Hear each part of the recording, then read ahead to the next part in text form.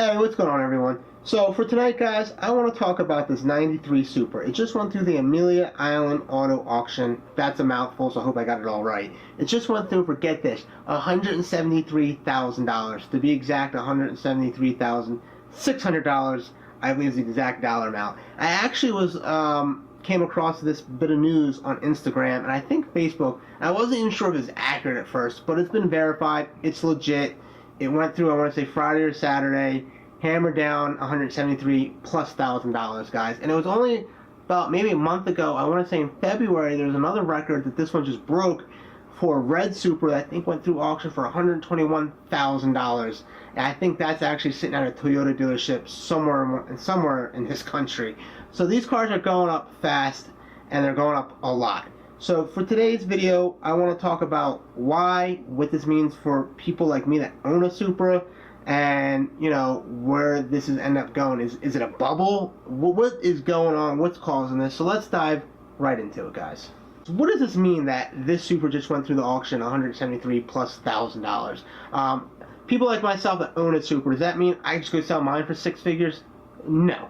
A little bit of quick research, you'll see that Hagerty actually shows the average price for a Supra Turbo right now is over $50,000, which is still a good chunk of change. And I'm actually going to do a separate video one of these days once my Supra is done about if the Supra is worth this kind of money.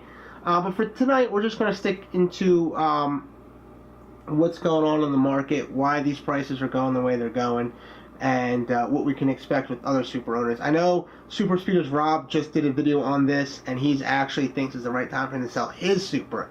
So why is his Supra a candidate for six figures numbers versus something like mine? Well, let's kind of dive into it real quick, guys. My Supra is an original turbo car, which is great news for me. However, it's not one of the last years. It's not a one-owner car. It's your standard Supra. And what I mean by that is it's a 25-year-old plus car, and it shows its age. Supras that are in mint condition, it's either two factors. It's one, which is what we're seeing with some of these auctions, where it's pretty much a holy grail car in the sense that it's got like 11,000 miles, and obviously the condition will reflect that. Or people are starting to do restorations on these cars. Now, me personally, I just got my engine bay painted. I'm actually in the process of fixing some of the rust the vehicle has. But overall, the car is still an old car, and it does show. So when you're looking at these Supras, especially the ones going for $50,000+, some of them still show their age.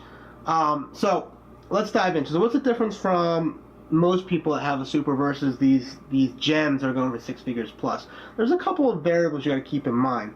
One is all the VIN numbers need to be attacked. I don't think I have all mine. I think my car's had seen a Mako paint job at some point. It's got all sorts. It's like 50 shades of white.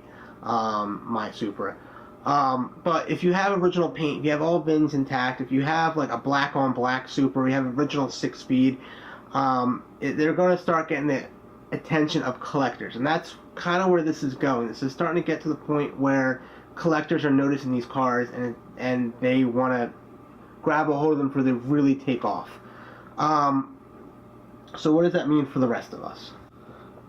So taking a step back, let's talk about Rob. So his Supra is a 98. It is a black on black. It's an original 6-speed. It's all original. I don't think he cracked the motor open. I could be wrong though, so don't hold me to it. I don't know the whole background story. But once again, kind of looking at his Supra versus my Supra, for example, it's very possible his car is going to go well over six figures. And I actually hope he sells it. I want to see what it goes for. Because I do think there's going to be a couple of us running around, not so much me, but there'll be a couple other guys thinking their cars will be worth, more than they are actually worth. Is my Supra worth six figures? No, not even close. Maybe one day, but not anytime soon.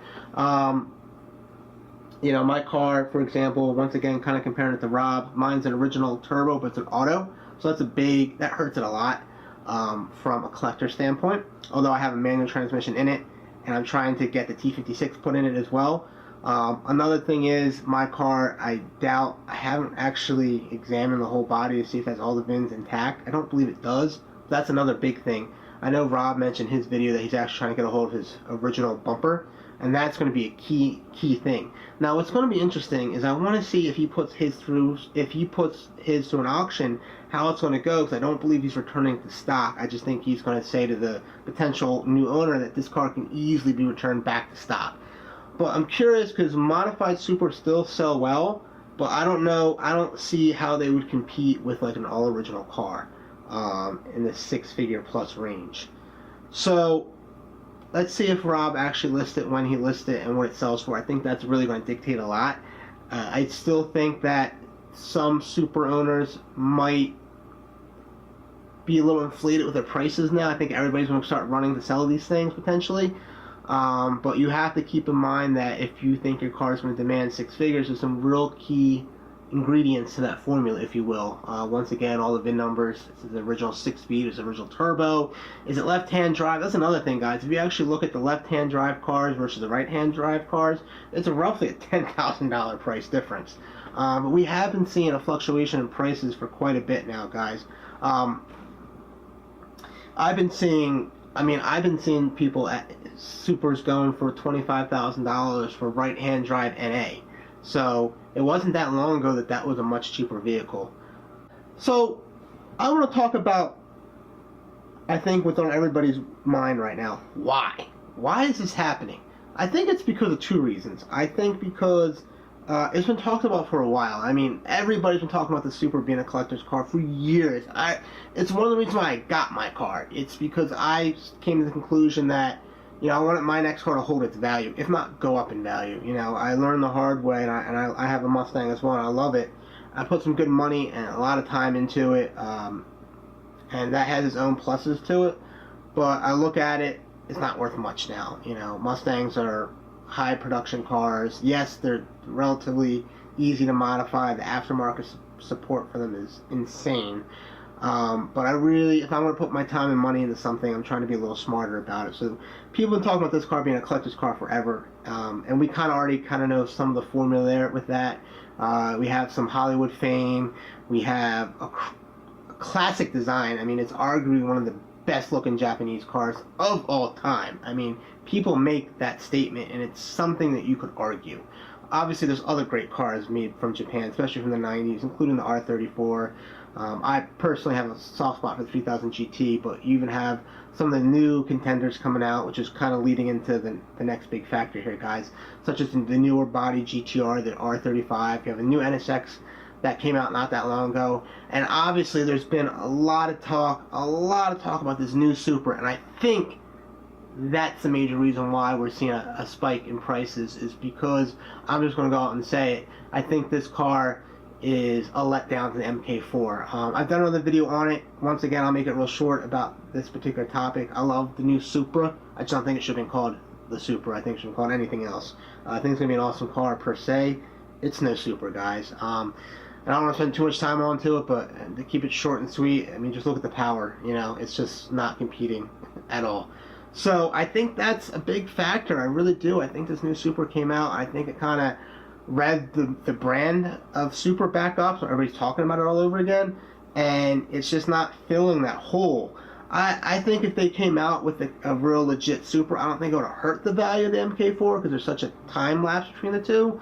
But because this car most likely is not a replacement for an MK4, at least for most of the MK4 guys. I mean, people that usually are fans of the MK4 or own an MK4, most of them, from what I have seen anyway, haven't really approved of the MK5. And I think that's a big reason, guys. I do. I think the MK5 is why we're starting to see a spike in price and a spike in interest, because it's just sort of like a perfect storm, if you will. Time will tell. I could be wrong. We'll see how the sales go. I think the first year will do very well, to be honest, because it is a Supra, which is part of the whole marketing thing, right? But I think over time, this car is not going to have anywhere near the success of the MK4. I think it should have been the LC500, but that's a video for another day, or you can check out some other old videos which I have talked about that. But once again, I do think this could cause a lot of egos in some of us Supra owners as far as we want to sell our cars, because the average Supra is not a six-figure car, not yet anyway. But if you have the right car, like SuperspeedersRob, I think, potentially does. I mean, you're talking six figures now. I think we're going to start seeing more Supers going for six figures. Obviously, once again, it's got to be that ideal car, you know, 1-2 owner, something like that. Very low miles, very good condition, all VIN numbers intact. Got to be original turbos, got to be original 6-speed. Traditionally, like black cars do very well, oddly enough. So let's see where they go. Comment below.